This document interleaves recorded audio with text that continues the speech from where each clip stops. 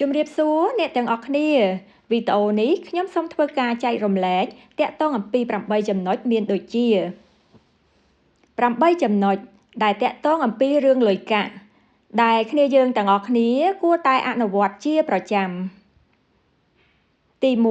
1ចូលដាក់ចិត្តដាក់កាយសន្សំលុយកាក់ទី2លុយណាដែលចេញនិងលុយណាដែលចូលត្រូវតែកត់ត្រាទុកទី3ឈប់ទិញរបស់របរមិនចាំបាច់ប៉ុន្តែប្រសិនបើរបស់នោះចាំបាច់អាចទិញបានទី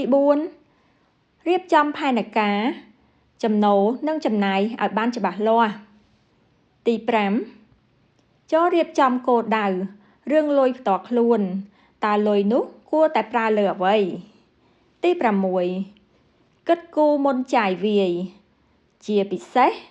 ត្រូវតែចំណាយឲ្យបានតិចទី